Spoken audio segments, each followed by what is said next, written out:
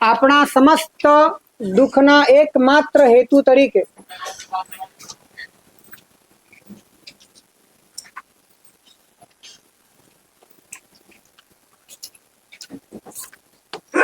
આપણા ભીતરમાં આપણા વિશેનો જે ભ્રમ છે,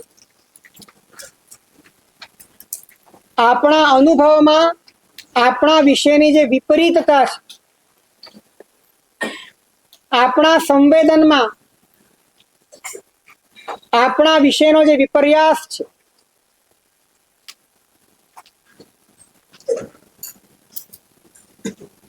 જ્ઞાનીઓ એને સમસ્ત પાપની જડ કહે છે. અગર તું વાસ્તવિક છે તો તારામાં કોઈ અવાસ્તવિકનો પ્રવેશ નથી, અને તું જ જો સ્વયં કૃત્રિમ છે, તું જ અંદરથી પોકળ છે, તો પછી ગુણવત્તાઓ તારી ભીતરમાં પ્લાસ્ટિકના ફૂલની જેમ તું ગમે તેટલી લગાડે તો પણ એ વિકસિત થઈ શકતી નથી. અને માટે પોતાના એવા સ્વરૂપ તરફની શ્રદ્ધા કે જે સ્વરૂપ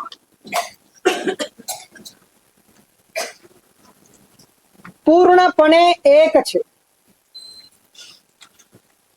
જેમાં બે નથી, જેમાં દ્વંદ્વ નથી, જેમાં ડ્યુઆલિટી નથી, જે પરમ સત્ય એક સત્ય છે. જ્યાં દ્વંદ્વ છે ત્યાં દ્વિધા છે, ત્યાં દુવિધા છે, ત્યાં ચિંતા છે, ત્યાં ભ્રમ છે, ત્યાં સંશય છે, ત્યાં અતૃપ્તિ છે,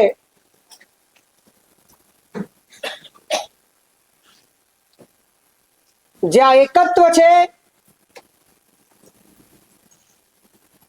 ત્યાં બધા જ સંશયો ખરી પડે છે. સંશય નવી ભાંજે શ્રુત જ્ઞાને અનુભવ નિશ્ચય જેઠો રે. મહોપાધ્યાયજી કહે છે, શ્રુત જ્ઞાનથી સંશયો ભાંગતા નથી. સંશયને ભાંગનાર જો કોઈ હોય તો એ છે અનુભવ જ્ઞાન. કારણ કે શ્રુત એ બુદ્ધિના સ્તર ઉપર, મતિના સ્તર ઉપર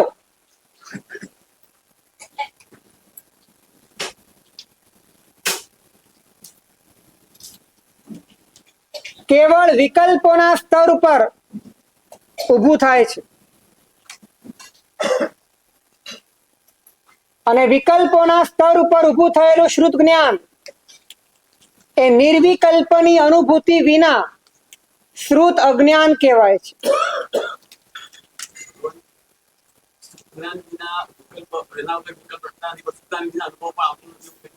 નિર્વિકલ્પ રસ જેણે ચાખ્યો છે એની મતિને મતિ જ્ઞાન કહેવાય, એના શ્રુતને શ્રુત જ્ઞાન કહેવાય, એના અવધિને અવધિ જ્ઞાન કહેવાય.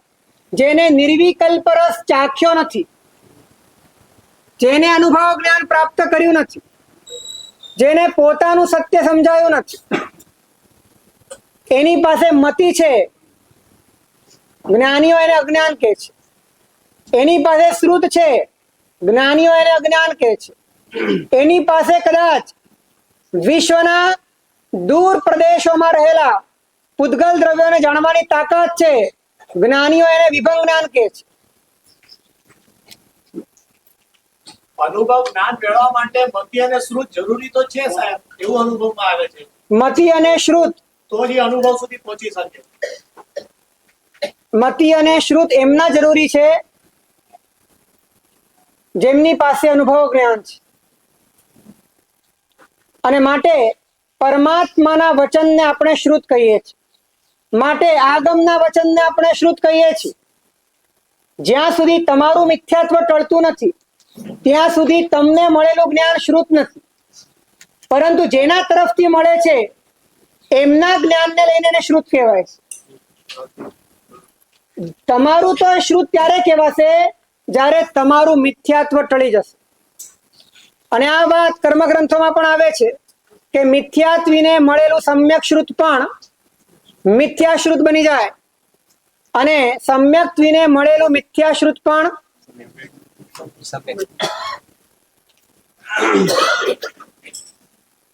તો જ્ઞાનીના હૃદય કુંજમાંથી ટપકેલા અમૃત રૂપે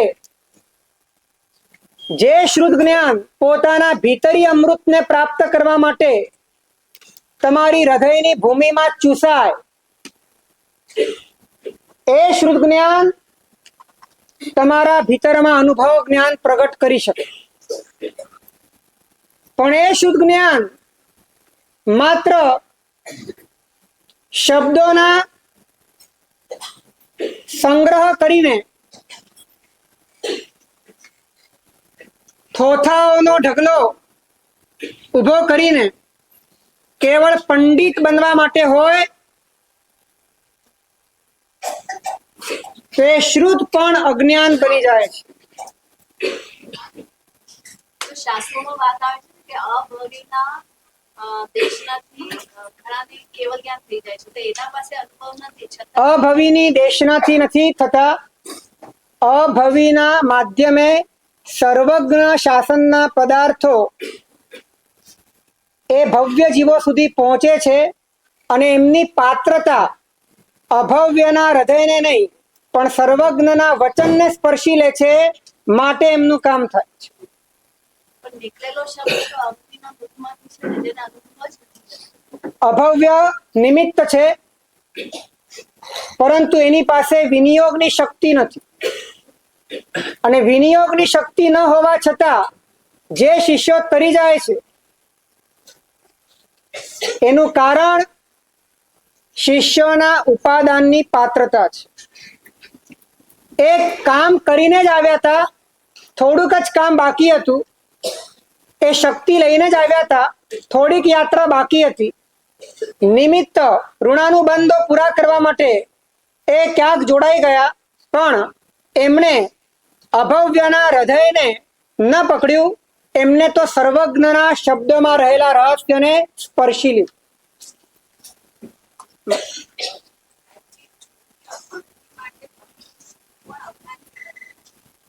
છુની અનુભૂતિ માટે ભણેલો છું એ હુંને ગાયબ કરે તો જ્ઞાન કહેવાય.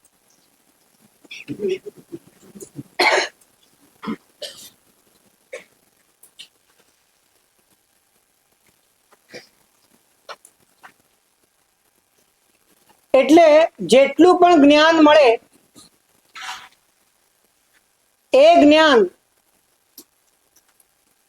જો હુંના વિચ્છેદ માટે અને છુના પ્રાગટ્ય માટે કામ ન કરે તો એ જ્ઞાન સ્વયં હુંમાં પરિવર્તિત થઈ જાય છે. એ જ્ઞાન જ અહંકાર બની જાય છે, એ જ્ઞાન જ વ્યક્તિત્વ બની જાય છે. હુંની હાજરીમાં મળેલું જ્ઞાન એ અહંકારના મૂળિયા વધારે મજબૂત કરે છે.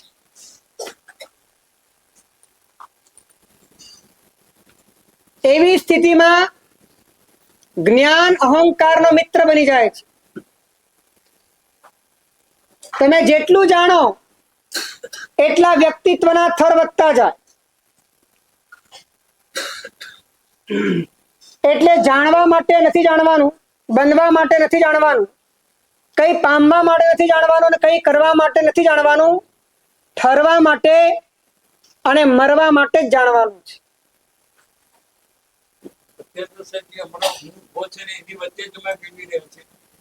બસ એ જે મેળવી રહ્યા છો એ કોઈકને કહેવા માટે, કંઈક બનવા માટે, કઈ ભૌતિક પદાર્થ પામવા માટે, કોઈ પર્સનાલિટી ડેવલપમેન્ટ માટે, કે પોતાના પરમાત્માને સ્પર્શવા માટે? જ્યારે જ્ઞાન લેવાનો આશય પોતાના સ્વરૂપ ભણીની યાત્રા માટેનો હોય ત્યારે જ્ઞાન પવિત્ર બને છે, ત્યારે જ્ઞાનને સ્વીકારવાની લાયકાત પ્રગટે છે.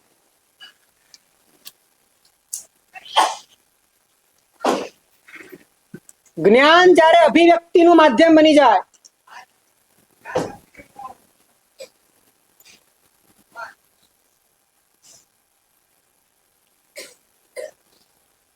ત્યારે લાયકાત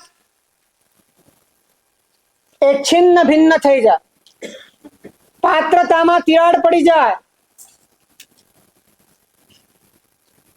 આપણને મળેલું જ્ઞાન આપણી ઉપર કેટલું કામ કરે એને માટેની આંતરિક સજાગતા જેના ભીતરમાં હોય એ સાચો મુમુક્ષુ છે. મને મળેલું જ્ઞાન બીજા ઉપર જ કામ કરવું જોઈએ આવી જીત શા માટે? આવો આગ્રહ શા માટે? મને મળેલું જ્ઞાન મારી ઉપર જ કામ કરવું જોઈએ. મારી ઉપર કામ કરે, મારું જીવન બદલાય, મારું મન બદલાય, મારું અંતર બદલાય, હું આખે આખો બદલાઈ જાઉં, હું રહે જ નહીં, માત્ર છું પ્રગટી જાય. આવી સ્થિતિ એ જ્ઞાન મારી ઉપર આ રીતે કામ કરે એવો આગ્રહ જેનો હોય એ વ્યક્તિ નિરાગ્રહી બનીને પોતાના જીવન દ્વારા જ બીજાને ઉપદેશ આપે છે, પોતાની ચાલ દ્વારા જ બીજાના હૃદયમાં પરિવર્તન કરે છે, પોતાની સ્થિતિ દ્વારા જ બીજાના ભીતરમાં ક્રાંતિનો પવન ફૂંકી નાખે છે. એને માટે બોલવાની જરૂર નથી.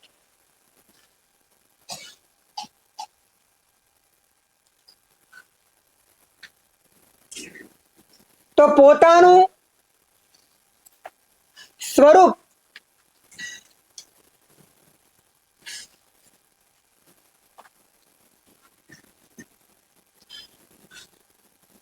જેવું હશે, જેવું અનુભવમાં હશે, એને માટે તમારી બધી શક્તિઓ કામે લાગશે.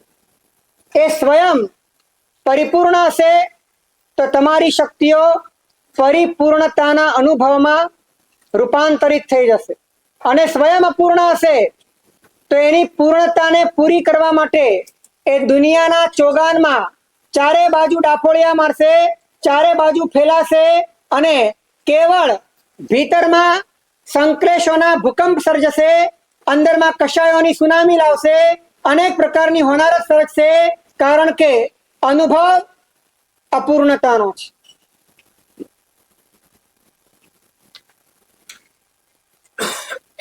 તો જ્યાં સુધી અનિત્યની અનુભૂતિ છે ત્યાં સુધી અપૂર્ણતાની અનુભૂતિ છે.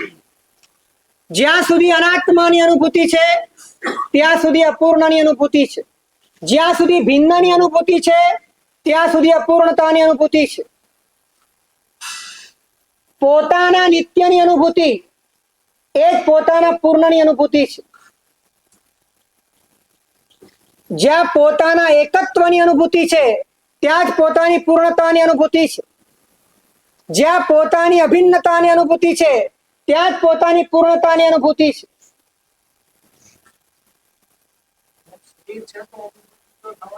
હે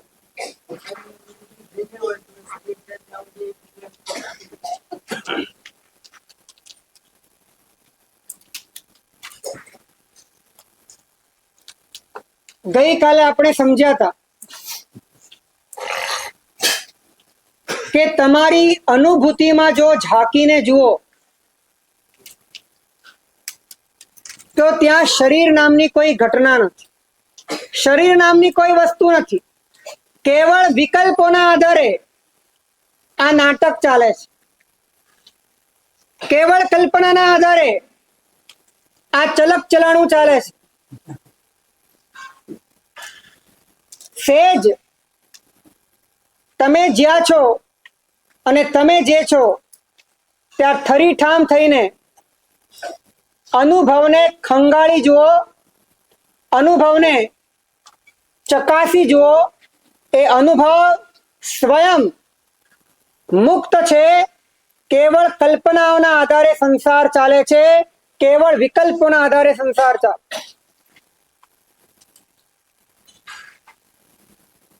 તમે જ્યાં છો ત્યાં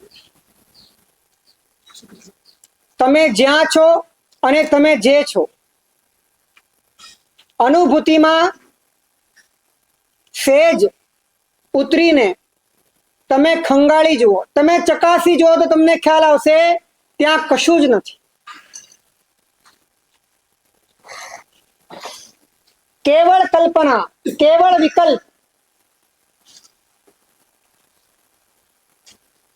અને આશ્ચર્ય એ વાતનું છે કે જે તમને જાણતું નથી તમે એની અનુભૂતિમાં પડ્યા છો. જે તમને અંશ માત્ર પણ જાણતું નથી એની અનુભૂતિમાં તમે પડ્યા છો. એકતરફી પ્રેમ. એકતરફી પ્રેમ. વન સાઇડેડ લવ. પણ એ તો ખાલી જળની બાબતમાં થશે ને, જીવ તો અમને પણ જાણે છે ને. હે સંબંધીઓ તો અમને પણ જાણે તમે સંબંધ ક્યાં ઉભો કર્યો? તમે છેડાછેડી ક્યાં બાંધી? તમે એકત્વ ક્યાં ઉભું કર્યું? જે તમને જાણતું જ નથી એને તમે એ હદે સ્વીકાર્યું, એ હદે અપનાવ્યું, એ હદે ઘૂસી ગયા કે જાણે તમે જ છો, જાણે તમારું જ છે. એ નથી તો તમે નથી. આટલું બધું.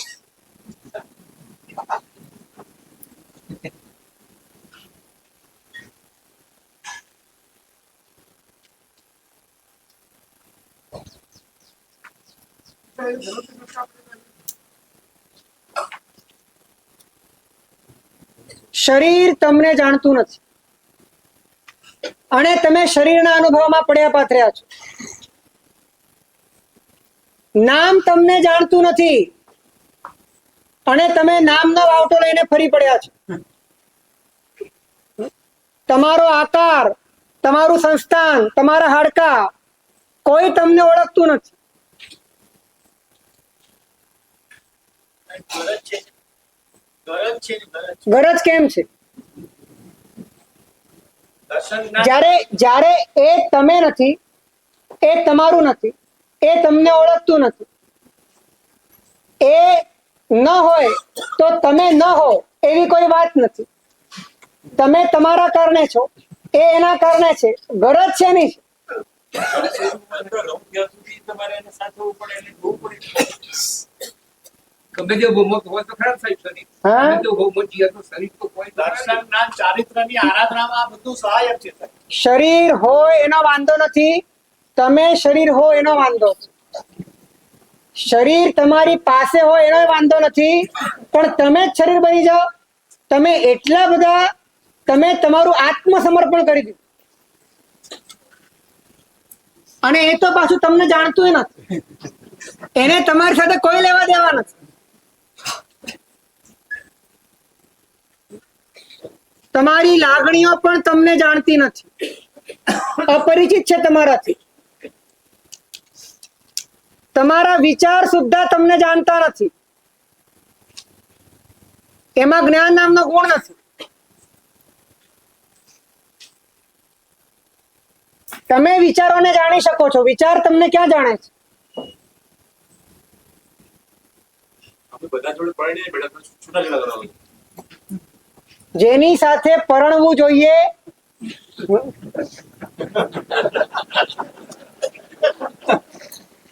એને મૂકીને કોકની જોડે તમે પરણી બેસો.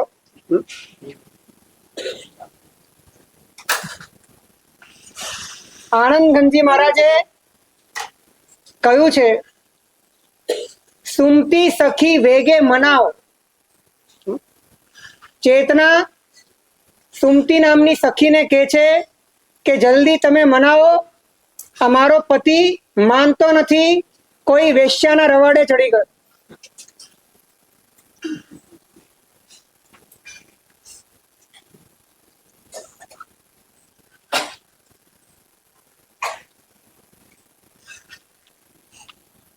નિષદીના જોઉં તારી વાટડી, ઘરે આવો રે ઢોલા. આ ચેતના રાહ જુએ છે કે આ ચેતન ભટકી ગયો છે, ઘર ભૂલી ગયો છે, રવાડે ચડી ગયો છે, કોકને ત્યાં ફસાઈ ગયો છે, ભરમાઈ ગયો છે. ચેતના ક્યારની રાહ જુએ છે કે ચેતન ક્યારે આવશે.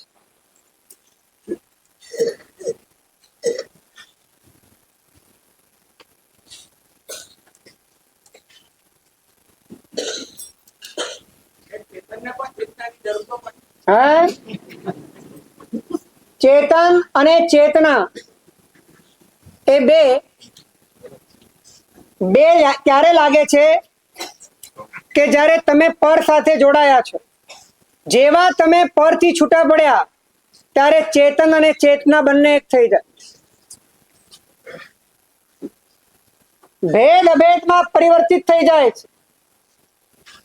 કલ્પના વાસ્તવિકતામાં રૂપાંતરિત થઈ જાય છે.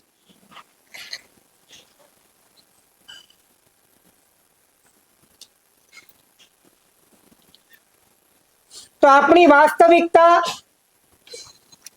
એ જે આપણને જાણતું નથી એની સાથેના જોડાણમાં નથી. જે જાણે છે એ રૂપમાં સમાઈ જવામાં જ આપણા જીવનની સાર્થકતા છે. જેની સાથે આપણો કોઈ સંબંધ જ નથી એ રેતીમાં તેલ કાઢવા જેવી સંબંધોની મહેનત કરવાનો કોઈ અર્થ નથી. જ્યાં તાદાત્મ્ય સહજ રીતે વિલાસ કરી રહ્યું છે એવા પોતાના ઠામમાં ઠરી જવામાં મજા છે.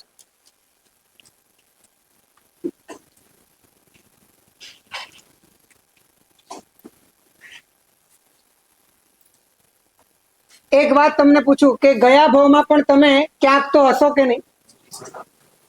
હવે એ આખા ભાવમાં તમે હું તરીકે જીવ્યા હતા? એ હું તરીકે તમે જીવ્યા હતા એ કોને લઈને જીવ્યા હતા? શરીરને લઈને, સંપત્તિને લઈને, સંબંધોને લઈને, તમારી સ્કિલને લઈને. એ બધું અત્યારે ક્યાં છે? કર્યું એટલે તો નવું ઊંધું કર્યું. હા, કર્યું એટલે તો આ નવું ઊંધું થયું. નહીં પણ એ તમને શોધતું ના આવ્યું કે મારા માટે જેણે દિવસ રાત એક કરી નાખ્યા, ઊંઘ હરામ કરી નાખી, પોતાના આત્માને આટલો દુભાવ્યો, આટલો એને સતાવ્યો, તો એને એની થોડીક તો ખબર લઈ આવ. પુરાણો બંધ પૂરો થઈ ગયો ને સાહેબ. હે, ત્યાં પુરાણો બંધ પૂરો થઈ ગયો. એનો તો ઋણાનુબંધ પૂરો થઈ ગયો, પરંતુ તમારી આદત ના મટી. એ છૂટ્યું તો બીજાને ચોટ્યા. ગયા ભાવમાં સારું કર્યું હશે તો મનુષ્ય મળ્યો ને. હે, સારું કર્યું હશે તો જ મનુષ્ય મળ્યો ને. સારું કરવાથી સારો ભાવ મળે, ખરાબ કરવાથી ખરાબ ભાવ મળે, પરંતુ એનાથી સંબંધ છૂટે તો ભાવ તૂટે. સારું કરો તો સારો ભાવ મળે, ખરાબ કરો તો ખરાબ ભાવ મળે, પણ છેલ્લે એને કહેવાય તો ભાવ જ કહેવાય. ભાવ એટલે સંસાર. અને જ્યાં સુધી તમારો એની સાથેનો સંબંધ ના તૂટે ત્યાં સુધી સંસાર ના તૂટે. એ સારા ભાવને ખરાબ ભાવમાં જતા કેટલી વાર? ખરાબ ભાવમાં સહન કરો તો સારા ભાવ મળે, સારા ભાવમાં મજા કરો તો ખરાબ ભાવ મળે. આ ચક્ર અનંત કાળથી ચાલુ જ છે. આ કેમ નથી આપતો? સંબંધ તોડવાનો, હે, સંબંધ તોડી નાખો. સંબંધ તોડવા માટે વાસ્તવિક સંબંધને સમજવો પડશે. વાસ્તવિક સંબંધ જેમ જેમ સમજાશે તેમ તેમ કાલ્પનિક સંબંધો આમ ખરી પડશે.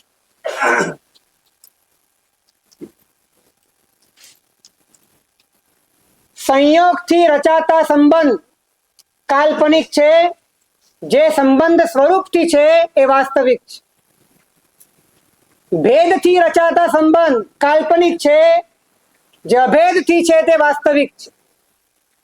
જે આગંતુક છે એ બધા સંબંધ કાલ્પનિક છે, જે નિત્ય છે એ વાસ્તવિક છે.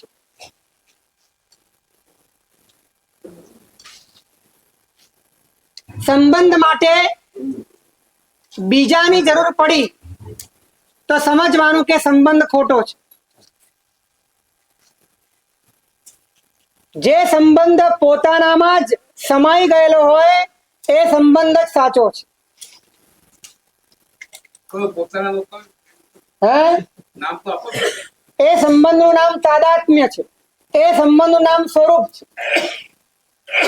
જ્યાં બેની જરૂર પડી ત્યાં સંયોગ છે, અને સંયોગનો અર્થ છે કે ત્યાં વચ્ચે ભેદ છે, અને ભેદનો અર્થ એ છે કે તમારો અભાવ છે, અને જ્યાં તમારો અભાવ હોય ત્યાં તમારો સંબંધ ના. જ્યાં તમારો અભાવ હોય, જો જ્યાં બે હોય ત્યાં શું હોય? ત્યાં ભેદ હોય. જ્યાં બે હોય ત્યાં ભેદ હોય, અને જ્યાં ભેદ હોય ત્યાં તમારો અભાવ હોય, અને જ્યાં તમારો અભાવ હોય ત્યાં તમારો સંબંધ હોય. તમારો અભાવ હોય કે અન્ય અભાવ? હા, તમારો અભાવ એમાં હોય. બે હોય એ તમે અને બીજું, તો એ જે બીજું છે એમાં તમારો ભેદ છે કે નહીં, છે, અને એનો ભેદ તમારામાં છે કે નહીં, એટલે તમારો અભાવ એનામાં છે કે નહીં? છે. હા કે ના? દાખલા તરીકે વિજયભાઈ અને નીલાંગભાઈ, આ બે વચ્ચે ભેદ ખરો કે નહીં? છે. હવે એ બંનેનો એકબીજામાં અભાવ ખરો કે નહીં? તો બંને વચ્ચે સ્વરૂપ તરીકેનો કોઈ સંબંધ આવી શકે ખરો?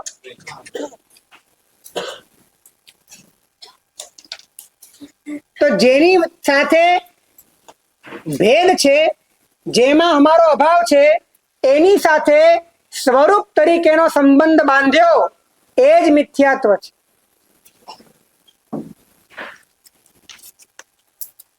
જ્ઞાની કે છે કે જેની વચ્ચે ભેદ નથી, જેમાં તારો અભાવ નથી, જ્યાં તારે સંબંધ બાંધવો પડે એવી મજબૂરી પણ નથી, જે સહજ છે એ જ તારું સ્વરૂપ છે. નિસંબંધ હા નિસંબંધ સંબંધ વગરના. હા, એટલે કે બે વગરનો સંબંધ, જ્યાં બેની જરૂર ના પડે એવો આ સંબંધ છે. અને માટે જ આપણે સંસારા પોરસીમાં રોજ બોલીએ છીએ. હા, સંજોગ મૂલા જીવેણ પત્તા દુઃખ પરંપરા તમ્મા સંજોગ સંબંધમ સૌવમ તિવિહેણ વોસી. બોલવાનું રોજ, રોજ બોલવાનું. ये क्या भी पूछ रही? મહિલા અને સ્ત્રીપાલનો સંબંધ હતો ને શું? અર્થમાં આવું કઈ લખ્યું નથી સાહેબ. સંસારના પોથીના અર્થમાં કઈ આવું નથી લખ્યું કે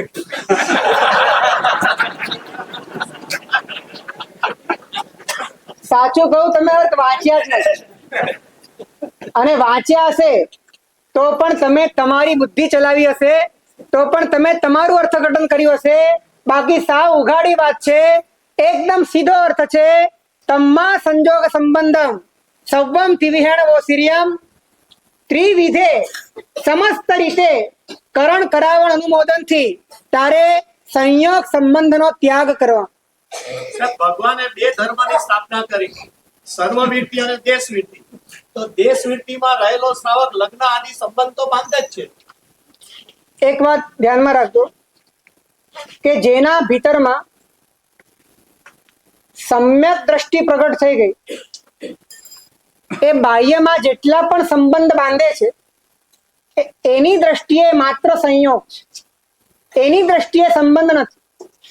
જે પોતાના શરીર સાથે પણ સંબંધ ન રાખતો હોય એ પોતે પત્ની સાથેનો સંબંધ વાસ્તવિક માને. અંદરથી બોલવા ખાતર બધું બોલે, ચાલવા ખાતર બધું ચાલે, અંદરમાં એ વાત સ્પષ્ટ હોય, અંદરમાં એ અનુભવ હોય કે ખરેખર મારો સંબંધ શરીર જોડે પણ નથી તો બીજા જોડે ક્યાંથી?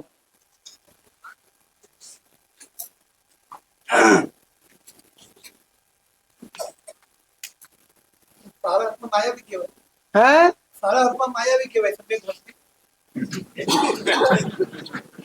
સારા જે પોતે છે એને પોતે અનુભવે છે, જે વાસ્તવિક છે એને પોતે અનુભવે છે, અને જે કાલ્પનિક છે એની સાથેના વ્યવહારમાં પોતે અંદરથી જાગૃત રહે છે.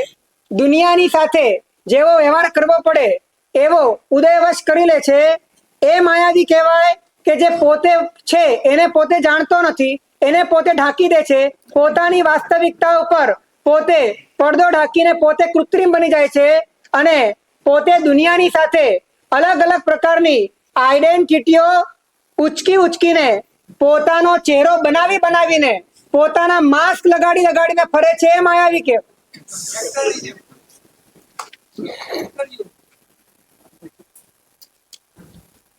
જાણનારે 14 ટોપના બોલને જાણ્યું, જાણનારે 14 ટોપના પોતાના ન જાણવાનું મારવા છે. ખરું કહું, સ્વને યથાર્થ જાણ્યા વગર પરને પણ યથાર્થ જાણી શકાતું નથી. કારણ કે તમે અમુક પરને તો પર માન્યું, પણ અમુક પરને તમે હજી સ્વ માન, બરાબર ને? તો સમસ્ત પરને પર તરીકે જાણ્યું. તમે એક સ્વને યથાર્થ જાણો, એની સાથે તમારી જાણકારીમાં આવે ન આવે સ્વ સિવાયનું બધું જ. અને માટે જ આ દ્રષ્ટિએ જ કહ્યું જે એગમ જાણે તે સવમ જાણે, જે સવમ જાણે. જે પદાર્થો સર્વજ્ઞના જ જ્ઞાનમાં દેખાય છે, વિશ્વના રૂપી પદાર્થો જે ક્યારે પણ પોતાના જ્ઞાનમાં બધા આવવાના નથી, પણ અંદરનું સોફ્ટવેર એવું તૈયાર થઈ ગયું, પોતાનો અનુભવ એવો થઈ ગયો, એને એટલો ખ્યાલ આવ્યો કે જે હું નથી એ બધું તો પર તરીકે વિશ્વના બધા જ પદાર્થોને પોતે જાણી શકે, સમજી શકે, પરને પર તરીકે જાણી શકે એવી વિવેક શક્તિ પ્રગટ થઈ ગઈ. એગમ જાણે છે સર્વમ જાણે.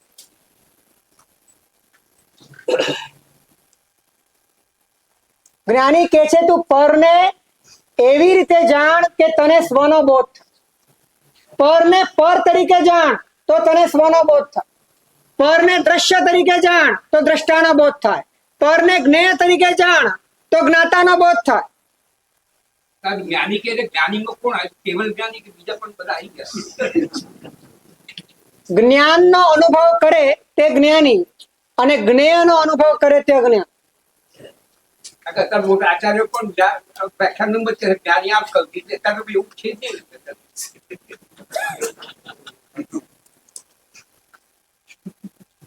તમે જ્ઞાનીને ઓળખી શકતા નથી, એટલે તમારા માટે મહાત્માઓ કહે છે કે જ્ઞાનીઓએ આવું કહે. જ્ઞાનીને ઓળખવાની દ્રષ્ટિ જોઈ. તમારી બાજુમાં બેઠેલો પણ જ્ઞાની હોઈ શકે. જે જ્ઞાનને અનુભવે તે જ્ઞાની, જે જ્ઞેયને અનુભવે તે અજ્ઞાની. હા, જ્ઞેયને અનુભવવા જ્ઞાન જોઈએ, પણ જ્ઞેયને અનુભવતા જો જ્ઞાનનો અનુભવ ના થાય તો એ અજ્ઞાન. જ્ઞેયને અનુભવતા પોતાનું સ્વરૂપ ન સમજાય તો અજ્ઞાન.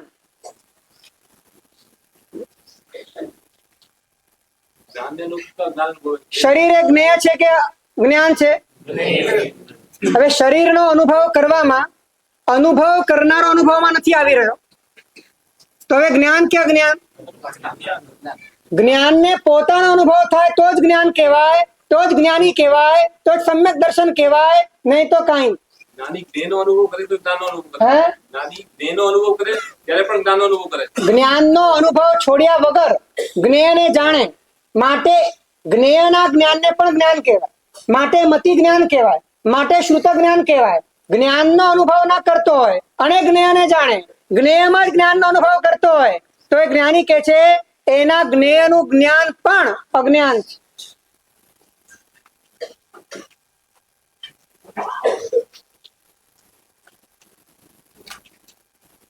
હું તમને એક વાત પૂછું કે તમે જાણો છો, તમે કાંઈક જાણો છો માટે તમે છો કે તમે છો માટે જાણો છો?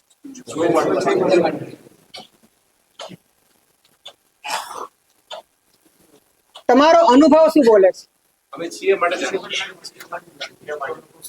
શું તમારી જાણકારીમાં અત્યારે જેટલી વાત છે એ બધી ડિલીટ થઈ જાય? બધી જ શરીરથી લઈને સંબંધો સુધીની, વર્તમાનથી લઈને ભૂતકાળ સુધીની દરેક વાત ડિલીટ થઈ જાય, તમે તમને જાણી શકો?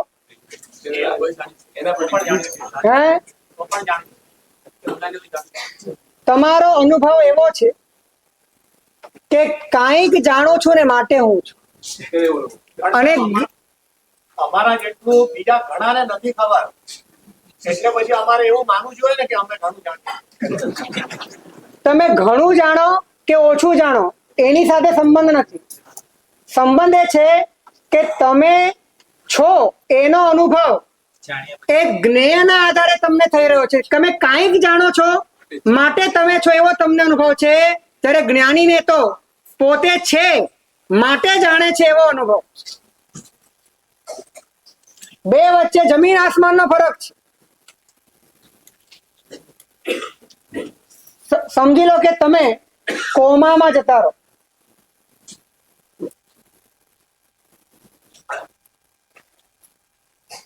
જવાના હો, કોમામાં જવાના હો, ડોક્ટરે તમને કીધું હોય કે બસ તમારી સ્થિતિ એટલી ગંભીર છે કે એકાદ દિવસમાં તમે સંપૂર્ણ કોમામાં ચાલ્યા જશો, તો એ સ્થિતિને તમે જીવન તરીકે સ્વીકારો કે મરણ તરીકે સ્વીકારો?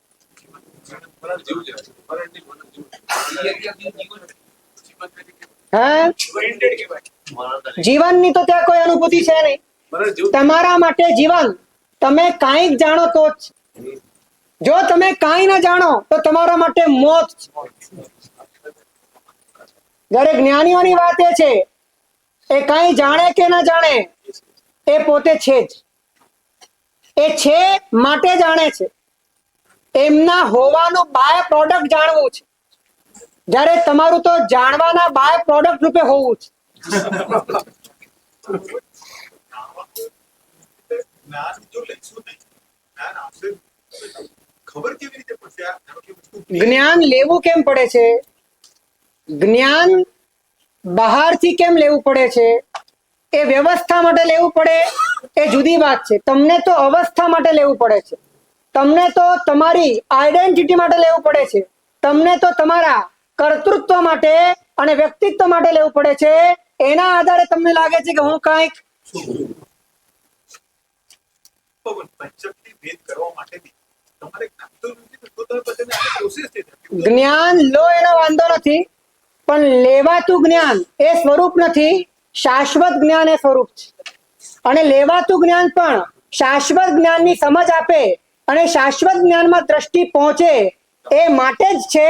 શાશ્વત જ્ઞાન જે સદાકાળ છે, નથી લેવાતું, નથી એ મુકાતું, નથી એ ક્યાંય જતું, નથી એ ક્યાંયથી આવતું, એવું જે જ્ઞાન સ્વરૂપ છે એ તમારી વાસ્તવિકતા છે.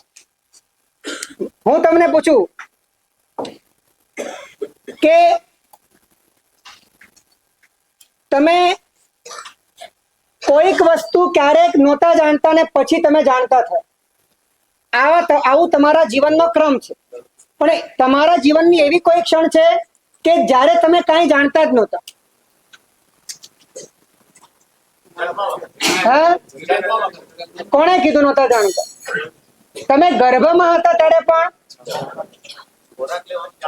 જાણતા હતા.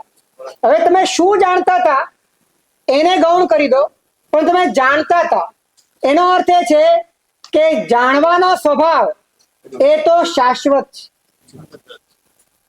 પણ તમે જેને જાણો છો એને લઈને તમે જીવો છો, માટે તમને શાશ્વતતા સમજાતી નથી. પણ જ્યાંથી આ જાણ પ્રગટ થાય છે એને લઈને જીવો તો તમારા ભીતરમાં અમર જીવન પ્રગટ છે.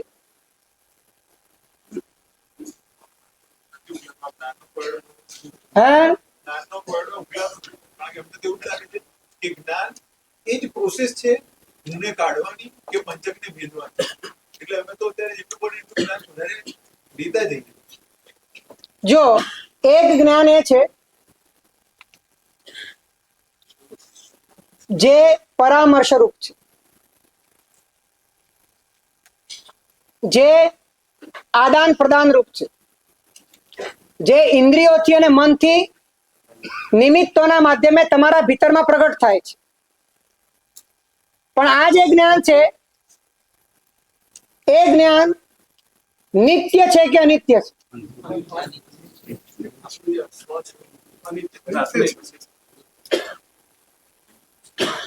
જવાબ આપો, નિત્ય કે અનિત્ય? લેવાતું અને મુકાતું જ્ઞાન નિત્ય કે અનિત્ય? જે અનિત્ય જ્ઞાન છે એ આત્માનો ગુણ છે. તો જાણવું એવો જે સ્વભાવ છે, સમજવું એવો જે સ્વભાવ છે, પ્રકાશકતા એવો જે સ્વભાવ છે, જ્ઞાનીઓ કહે છે એ નિત્ય છે. તું શું જાણે છે, કેટલું જાણે છે, કેવું જાણે છે, ક્યાં જાણે છે અને જાણીને તું શું કરે છે, એ બધો તો વ્યવસાય છે, એ બધો વ્યાપાર છે. પરંતુ ગુણ એને કહેવાય કે જે સદા કાળ માટે વિદ્યમાન, અને ગુણ તારા ભીતરમાં કાયમ માટે વિદ્યમાન છે. હું તમને કહું, જ્ઞાન હોય તો તમે જાણો કે જાણો તો તમને જ્ઞાન હોય? આનો જવાબ આપો. જ્ઞાન હોય તો તમે જાણો કે જાણો તો તમને જ્ઞાન હોય? હે, શું કીધું?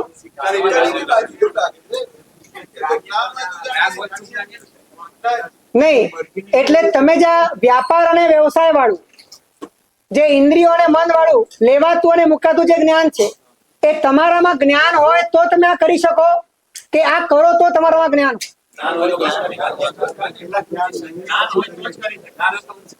તો એ જ્ઞાન શું છે? એ શું છે? તમે શેનાથી આ જાણો છો? તમે જે પણ જાણો છો એ તો માત્ર જાણકારીઓનો ઢગલો ભેગો કરો છો. અને જાણકારીઓ એટલે જ્ઞેયાકારનો ખડકલો ઉભો કરો છો, પણ જ્ઞાન તો પહેલેથી.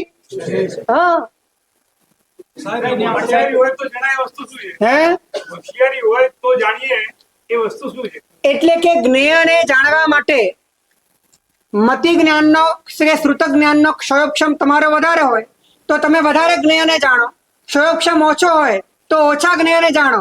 પણ જ્ઞેયને ઓછું કે વધતું જાણો એટલા માત્રથી તમારામાં જ્ઞાન નથી એવી વાત. પણ સાહેબ આપણે ત્યાં અભિનવ જ્ઞાનની વાત છે કે રોજ રોજ નવું નવું જ્ઞાન મેળવવું એક વાત, અને બીજી શ્રાવણ રોજ જીનવાણીનું શ્રવણ કરે, સોળોથી શ્રાવણ. તો આ બે માં ને આપણી વાતમાં ક્યાં સુમેળ થાય છે? રોજ નવું નવું જ્ઞાન એટલા માટે મેળવવાનું કે જે પોતાના ભીતરમાં સનાતન જ્ઞાન છે સમજાય. રોજ અભિનવ જ્ઞાન એટલા માટે લેવાનું કે જે પોતાના ભીતરમાં શાશ્વત જ્ઞાન છે સમજાય. એને માટે નવું જ્ઞાન લેવાનું કેમ કે તમારું માઇન્ડ પ્રોગ્રામિંગ એ મોહના સામ્રાજ્યથી થયેલું છે. તમારા ભીતરમાં જે સંસ્કારો છે એ બધા જ સંસ્કારો જ્ઞેયમુખી છે. એ જ્ઞેયમુખી સંસ્કારોને તોડવા માટે જ્ઞેયના જ માધ્યમે, એક અભિનવ જ્ઞાનના માધ્યમે તમારું માઇન્ડ પ્રોગ્રામિંગ કરવામાં આવે અને તમારી સમસ્ત ચેતનાને તમારા શાશ્વત જ્ઞાન તરફ વાળવામાં આવે કે જે જ્ઞાન એ કાયમ માટે છે, જે જ્ઞાનનો ઝરો કાયમ માટે ચાલે છે, જે જ્ઞાન તમારું અસ્તિત્વ છે, જે ચૈતન્ય તમારી સત્તા છે. એનો અર્થ એમ કે અનુભવ ન થયો હોય તો પણ લક્ષ્ય અનુભવનું રાખીને આપણે જ્ઞાન મેળવવું જોઈએ. જ્ઞાન મેળવવું જોઈએ, પણ જ્ઞેય માટે જ્ઞાન ન મેળવવું જોઈએ, જ્ઞાન માટે જ્ઞાન મેળવવું. લક્ષ્ય અને લેવાતા મુકાતા જ્ઞાન માટે જ્ઞાન ન મેળવવું જોઈએ, શાશ્વત જ્ઞાન માટે જ્ઞાન મેળવવું. અને શાશ્વત જ્ઞાનનું નામ શું છે? એ શાશ્વત જ્ઞાન છે. આપણે મતિ જ્ઞાન અને શુદ્ધ જ્ઞાનને બંધન મતિ અજ્ઞાન અને શ્રુત અજ્ઞાનને વંદન કેમ નથી કરતા? મતિ અજ્ઞાન અને શ્રુત અજ્ઞાનને વંદન કેમ નથી કરતા? કારણ કે એ જ્ઞાનમાં પોતાના જ્ઞાન સ્વરૂપની સત્તા ઢંકાયેલી છે. ત્યાં હું ઊભો છે, જ્યાં હું ઓગળી ગયો, જ્યાં છું પ્રગટ થઈ ગયો, જ્યાં વાસ્તવિકતા અનાવૃત્ત થઈ ગઈ, અને પછી જે પણ જ્ઞેયનું જ્ઞાન થયું એ જ્ઞેયના જ્ઞાનમાં સ્વ અને પરનો ભેદ છે, ત્યાં હે અને ઉપાદેયનો ભેદ છે, ત્યાં મોક્ષ માર્ગ પ્રગટ છે. માટે મતિ જ્ઞાનને વંદન છે, માટે શ્રુત જ્ઞાનને વંદન છે, માટે અવધિ જ્ઞાનને વંદન છે. ખુલાસો કરીએ તો આપણે નવપદની અંદર જ્યારે જ્ઞાનના ખમાસણ આપીએ છીએ તેમાં મિથ્યા શ્રુત જ્ઞાનાય નમઃ પણ બોલીએ. એ કોની અપેક્ષા છે? એ સમજાવો.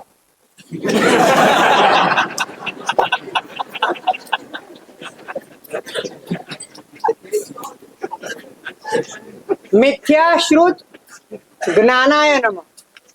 એટલે મિથ્યાશ્રુત હોવા છતાં શું છે? એ જ્ઞાન કોને માટે છે?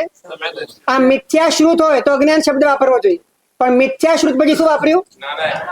જ્ઞાનાય નમઃ. તો મિથ્યાશ્રુતને જ્ઞાન કેમ કીધું? કારણ કે જેની પાસે સમ્યક દ્રષ્ટિ છે એ મિથ્યાત્વીના ગ્રંથ ભણે તો એને ખબર હોય કે મિથ્યાત્વીની વાતમાં, મિથ્યાત્વીના ગ્રંથમાં, મિથ્યાત્વીના વાક્યમાં કઈ દ્રષ્ટિએ અર્થઘટન કરવું જોઈએ, કઈ દ્રષ્ટિએ સત્ય પડેલું છે અને કઈ દ્રષ્ટિએ અસત્ય છે. એ વેદાંતને વાંચે, એ સાંખ્યને વાંચે, એ બૌદ્ધને વાંચે, મીમાંસકને વાંચે, એને એક આપેક્ષિક સત્ય ખબર છે અને જે અસત્ય છે એની પણ એ તારવણી કરી શકે અને એમાંથી પણ પોતાના આત્માના હિત જોગું લઈ શકે અને અહિત વાળું હોય એને પોતે કાઢી શકે. એ અપેક્ષાએ સમ્યક દ્રષ્ટિએ ગ્રહણ કરેલું મિથ્યાશ્રુત પણ એ નમસ્કાર કરવા યોગ્ય છે.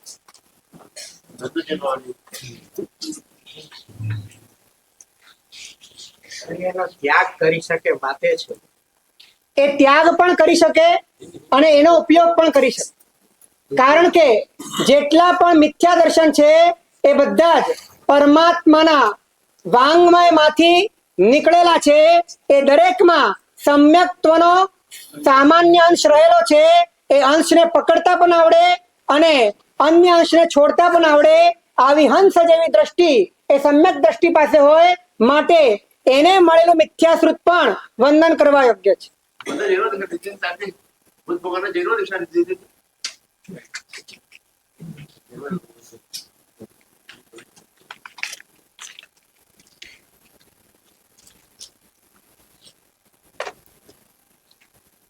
આપણી વાસ્તવિકતા ખરેખર આમ દુઃખની વાત એ છે કે જીવનનો અનુભવ જ્ઞાનથી થાય છે. તમે છો એનો અનુભવ જ્ઞાનથી થાય છે.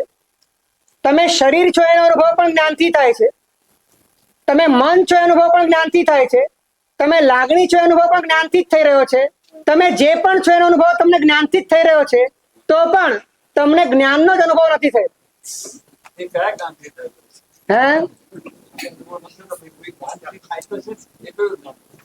જ્ઞાન એક જ છે અને જ્ઞાન એ આત્માનો ગુણ છે. એ એના પર્યાયોમાં જ્ઞેયની અપેક્ષાએ ભેદ પડે પછી આપણે એને મતિ જ્ઞાન કહીએ, શ્રુત જ્ઞાન કહીએ, પણ છેલ્લે જ્ઞાન એ મૂળ સ્વભાવે તો જ્ઞાનની વ્યાખ્યા એટલી છે જે જાણે તે જ્ઞાન, જે પ્રકાશે તે જ્ઞાન. ગ્રંથોમાંથી મળે એને આપણે ઇન્ફોર્મેશન જ કહી શકીએ. હું તમને કહું ગ્રંથોમાં જ્ઞાન ક્યાં છે? ગ્રંથોમાં જ્ઞાન નામનો પદાર્થ ક્યાં છે? હા, મને બતાડો કે ગ્રંથ કયો ગ્રંથ જાણે છે? કેમ કે જ્ઞાનની વ્યાખ્યા છે કે જાણે તે. કયો ગ્રંથ જાણે છે? સાહેબ ગ્રંથનો સ્વાધ્યાય કરતા જે ગ્રંથ, એક ધ્યાન રાખજો, કોઈ પણ ચોપડી, કોઈ પણ ગ્રંથ એ જ્ઞાન કે અજ્ઞાન એ તો એનો ઉપયોગ કરનારની દ્રષ્ટિએ છે. બાકી વસ્તુ તો એ પૂતગલ છે, પરંતુ એ પૂતગલ હોવા છતાં એને જ્ઞાન એટલા માટે કહેવાય છે કેમ કે એમાં રહેલા પદાર્થોના માધ્યમે જીવ પોતાના જ્ઞાન સ્વરૂપ સુધી પહોંચી શકે, અજ્ઞાનનું વિભાજન કરી શકે, જ્ઞેય અને જ્ઞાન વચ્ચેની સંધિ તોડી શકે અને પોતાના સ્વરૂપને જાણી શકે. એ માટે એને જ્ઞાન કહેવાય. સાહેબ, જે જાણે એ જ્ઞાન બરાબર, જે જણાવે એ જ્ઞાન. જણાવે કોણ? જ્ઞાન જણાવે કોણ? હું આ ભીતને 45 આગમ આપી દઉં તો કોણ જણાવે? જાણે અને જણાવે એ બંને જ્ઞાન જ છે. એ જ્ઞાનને નિમિત્ત મળે અને નિમિત્તની અપેક્ષા વ્યવહારથી કારણમાં કાર્યનો ઉપચાર કરીને એને પણ આપણે જ્ઞાન કહીએ અને માટે એની પણ પૂજા છે, કારણ કે એ પણ તમારા માર્ગમાં અસાધારણ કારણ છે. પણ એ સમજવું તો પડશે કે ખરેખર વાસ્તવિક જ્ઞાનનો સ્ત્રોત સર, જે ગ્રંથ છે જણાવે છે વ્યવહારની દ્રષ્ટિએ, પણ જે જ્ઞાન છે સર્વપ્રથમ જે જ્ઞાન પ્રગટ થયું છે તે જાણે છે આપો છો, તો એ જણાવે પણ તો છે ને. એ જાણે છે અને બીજાને જણાવે છે એમ કહો છો તમે? આપણને જ જણાવે છે. જાણો છો એ જ જણાવો છો, બે વાત જુદી ક્યાં છે? જાણવું અને જણાવવું બંને એક જ વાત છે. જાણ્યા પછી જણાવે છે, જણાવ્યા પછી જાણે છે કે બંને સાથે જ છે? એક જ વાત છે. જાણવું જણાવવું બંને એક જ વાત છે. ભગવાન તો સ્વની અનુભૂતિ માટે સૌથી વધારે પ્રાંતિ આપણે ધ્યાન આપીને સૌથી પહેલા એ અનુભૂતિ કરવી એ વધારે important છે.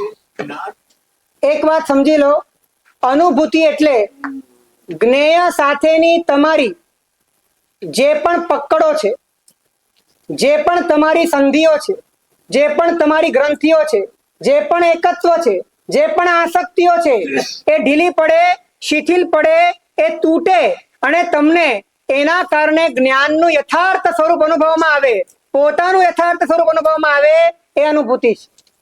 એવું કોઈ વસ્તુ છે? અનુભૂતિ કરવા માટે એ ધ્યાનને એ પ્રોસેસમાં જે પ્રોસેસ છે એમાં ધ્યાનનું વધારે ઇમ્પોર્ટન્ટ છે.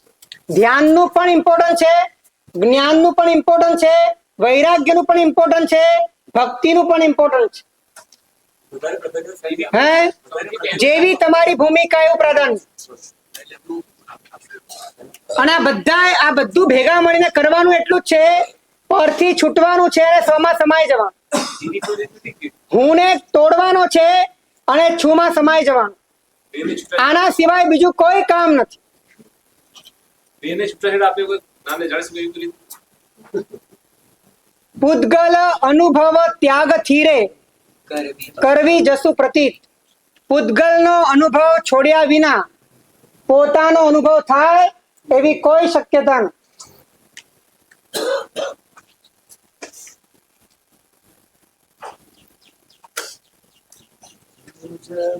પુણ્યની પુષ્ટિ તવે સંકલ્પની મુષ્ટિ તવે ભવ ગ્રીષ્મતાપે તપ્ત જીવો પરમી દૃષ્ટિ તવે આ વિશ્વની હસ્તી તમે મુજ મન તણી મસ્તી તમે આ વિશ્વની હસ્તી તમે મુજ મન તણી મસ્તી તમે હે નાથ હૈયું લઈ દીધું હવે આજથી મારા તમે હે નાથ હૈયું દઈ દીધું હવે આજથી મારા.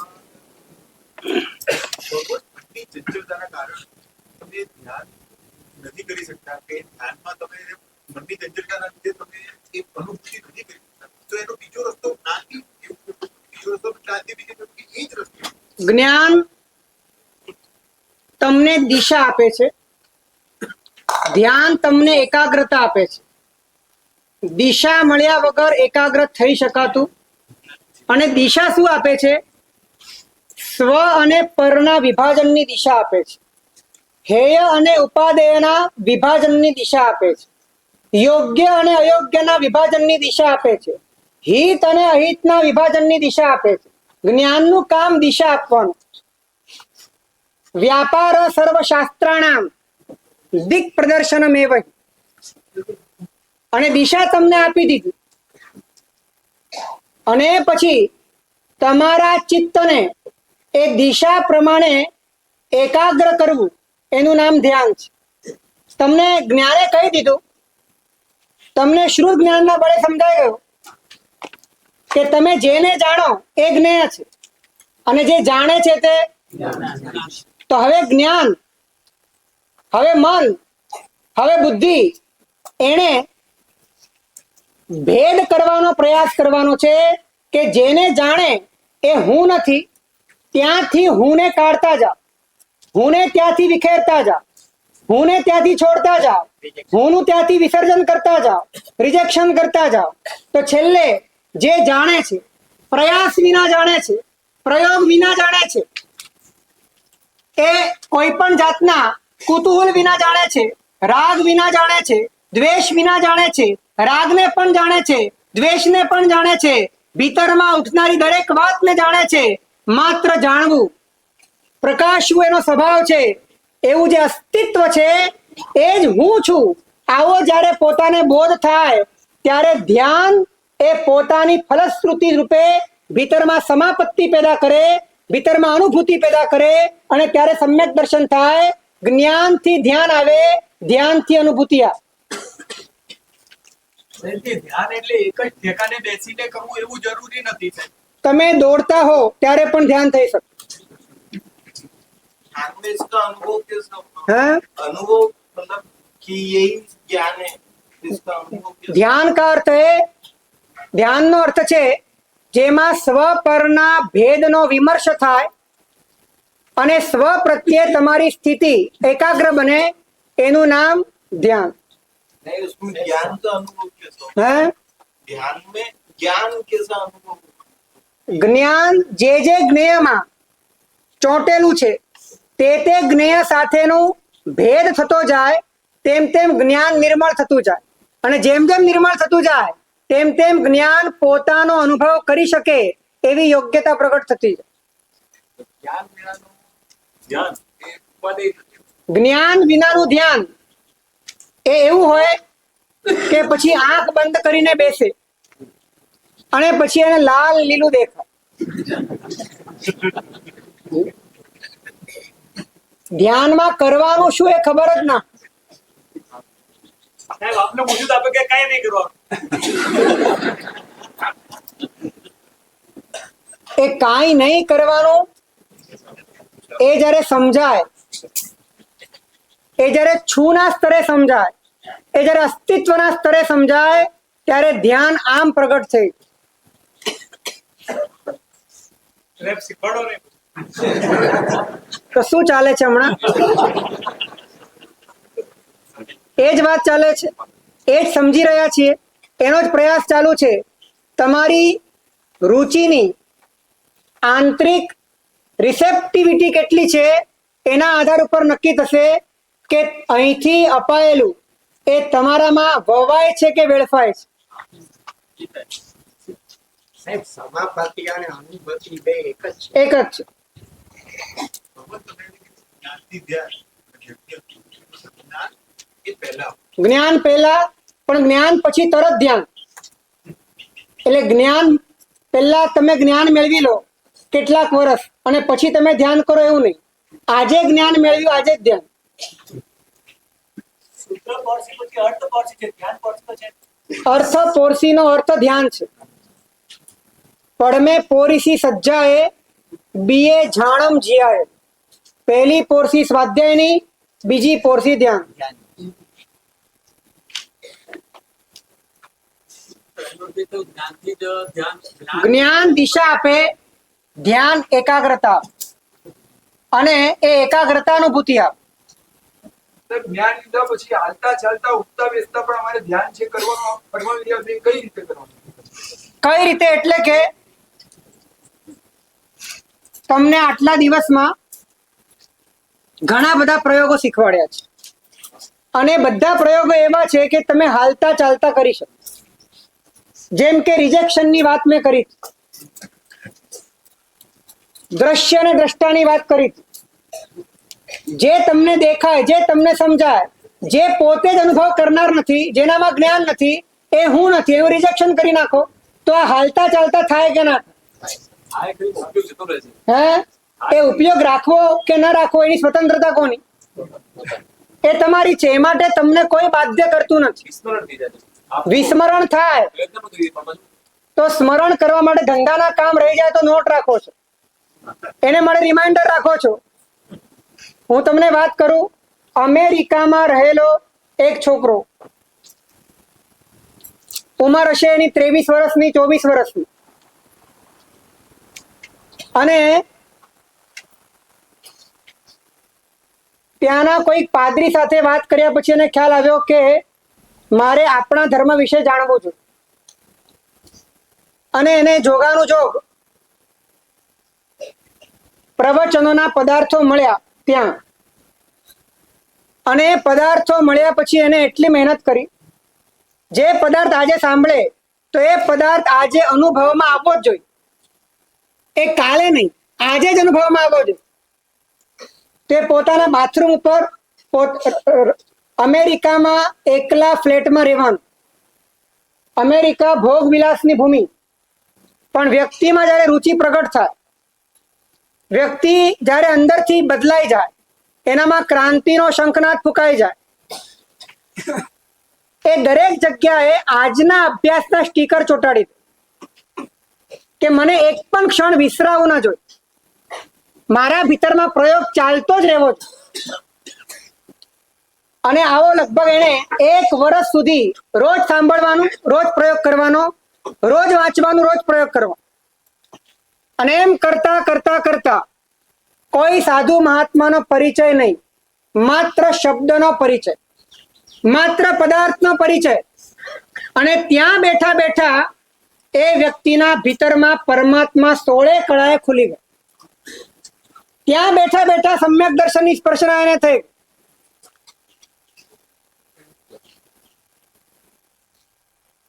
અને તમે આવ્યા છો સિદ્ધવડમાં. તમારું ડેડિકેશન કેટલું છે, તમારી જાગૃતિ કેટલી છે, આમાં તો ગાંડ પણ જોઈએ, આમાં તો પાગલ પણ જોઈએ. કારણ કે અનાદિના વેગ સામે તમારે પણ તમારા વીર્યોલ્લાસનો એટલો બળ તમારે વાપરવું પડે, ત્યારે તમે સંસ્કારનો રોધ કરી શકો.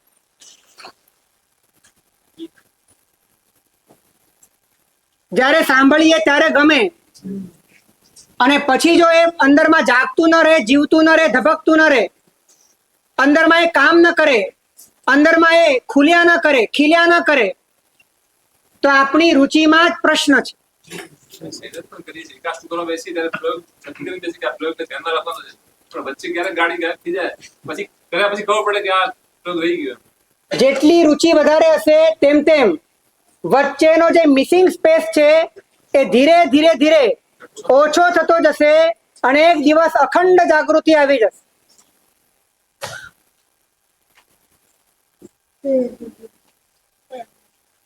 તમે છો એ સત્ય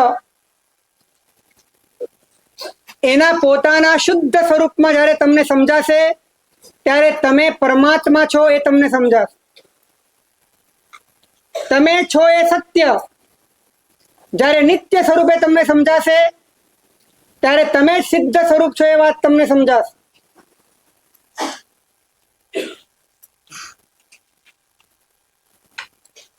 સમય થયો છે. છેલ્લી 10 મિનિટ આપણે પ્રયોગમાં વિતાવીશું, અને આપણા ભીતરને રુચિથી રંગવા માટેનો પુરુષાર્થ કરીશું. જીનાગના વિરુદ્ધ કંઈ પણ બોલે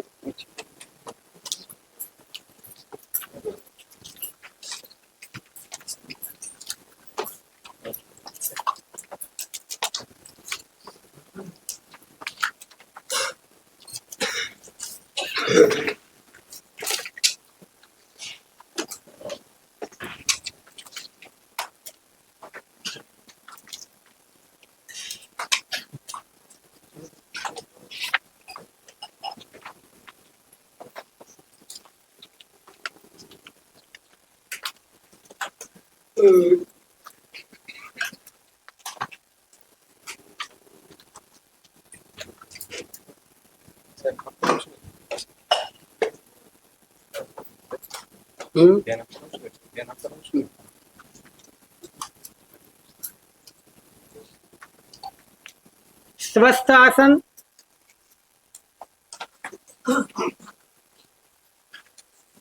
આંખો બંધ.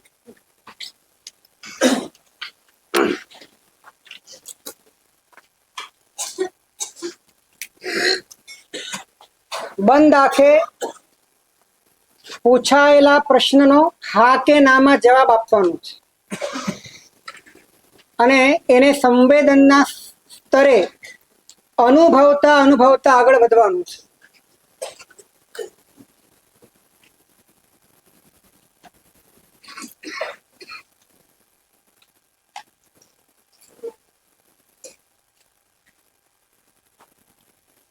છું એ અનુભવ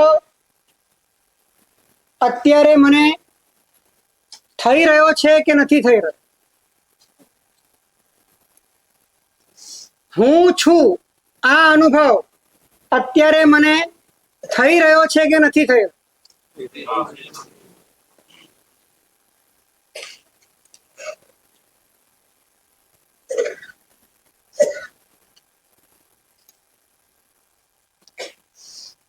એ છું એવો અનુભવ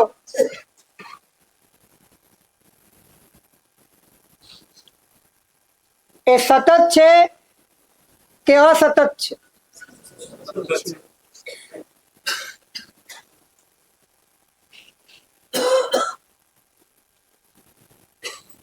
અનુભવ અને છું આ બે એક છે કે અલગ છે? આ વાતને ફરીથી રીકન્ફર્મ કરો. હું છું એ અનુભવ મને થઈ રહ્યો છે.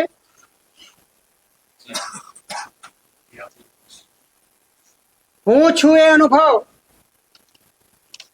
સતત છે. અનુભવ અને છું આ બંને એક જ છે.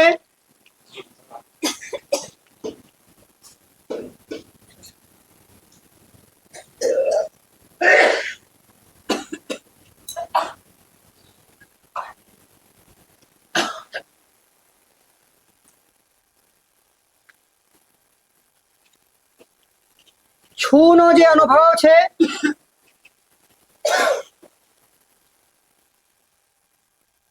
એ અનુભવ એનું સાતત્ય, એની કન્સિસ્ટન્સી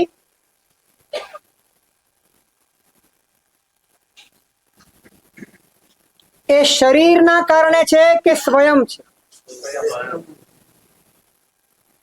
હજી એક વખત શાંતિથી વિચારીને જવાબ આપો. તમને 1 મિનિટ આપવામાં આવે છે. પ્રશ્ન ફરીથી, છુનો અનુભવ જે સતત ચાલી રહ્યો છે એ સાતત્ય સ્વયં છે કે શરીરના કારણે છે?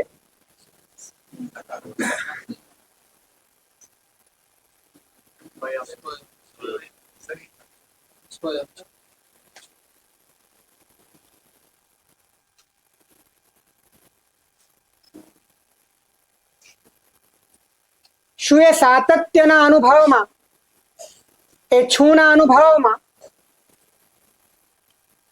શરીરના કોઈ પણ જાતના અંગોપાંગ વિદ્યમાન છે? શ્વાસોશ્વાસ અને હૃદયના ધબકાર.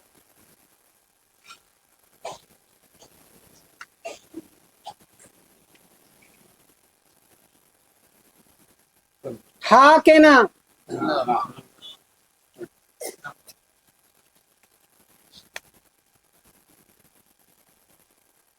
શું એ છુના અનુભવમાં લેવાતો અને મુકાતો શ્વાસ એ જવાબદાર છે કે સ્વયં છુનો અનુભવ ચાલી રહ્યો છે?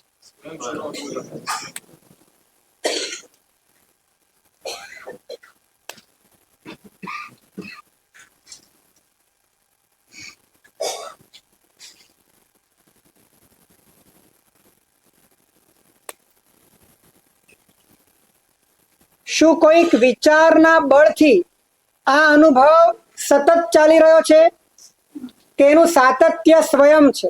સાતત્ય સ્વયં. તમે જે પણ બોલી રહ્યા છો એ તમારા અનુભવથી બોલી રહ્યા છો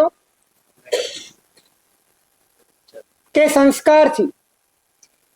હમણાં તમે જે પણ જવાબ આપી રહ્યા છો એ તમે જાતે આપી રહ્યા છો?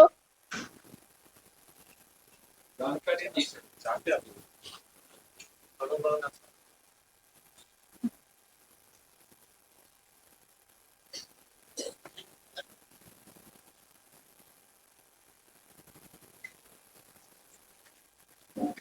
શું છુના અનુભવની જે કોન્સ્ટન્ટનેસ છે, જે સમજાઈ રહી છે, જે અનુભવાઈ રહી છે, જે સ્વયં છે એવું તમે માન્યું છે, એવું તમે અનુભવ્યું છે, શું એ સ્વયંતા, શું એ સાતત્ય તમારી કોઈ લાગણીના આધારે ઊભી છે કે સ્વયંભૂ છે?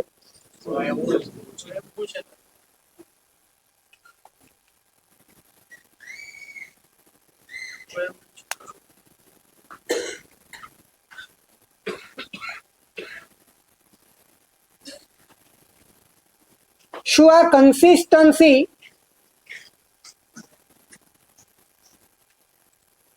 એ જ તમે છો?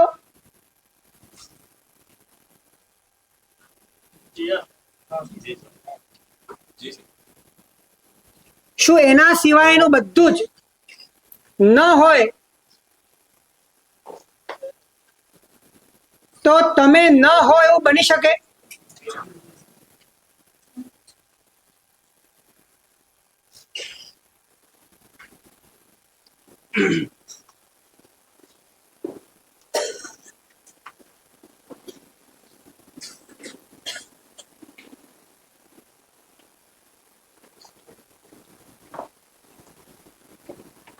શું આને કોઈ નીચે આધારની જરૂર છે? જેમ શરીરને નીચે જમીનની જરૂર છે, એમ આ અનુભવમાં જે આવી રહ્યું છે એને નીચે કોઈ આધારની જરૂર છે?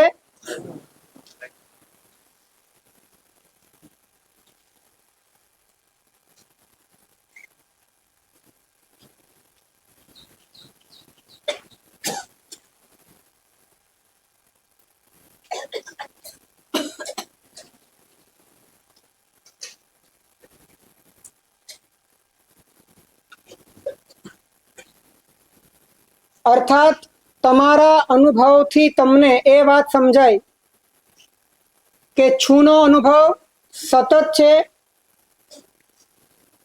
એ અનુભવ, એ સાતત્ય એ જ તમે છો, અને તમે શરીર નથી, કોઈ અવયવ નથી, કોઈ શ્વાસ નથી, કોઈ વિચાર નથી, અને કોઈ લાગણી પણ નથી.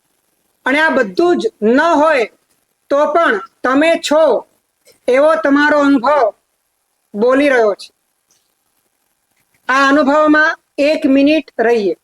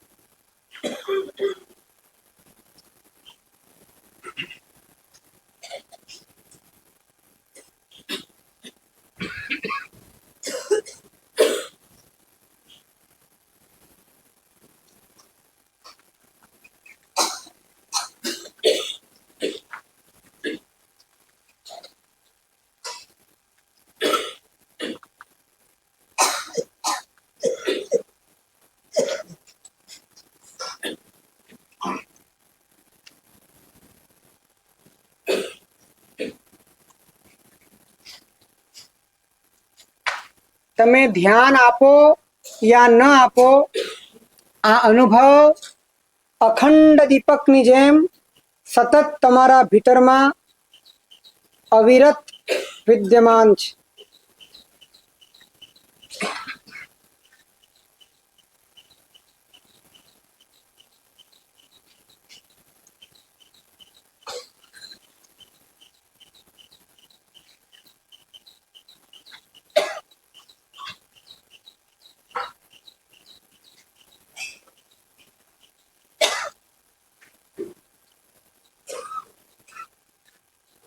દીપકની જ્યોતની જેમ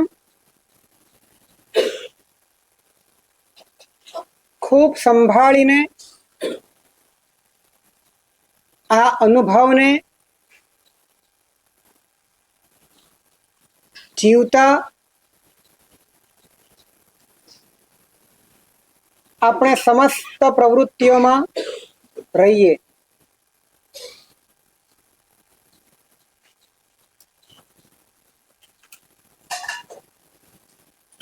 એ બીજ સાથે અહીં ધ્યાન પ્રયોગ પૂર્ણ થાય છે. જેને બેસવું હોય એ બેસી શકે, એમને માટે છૂટ છે.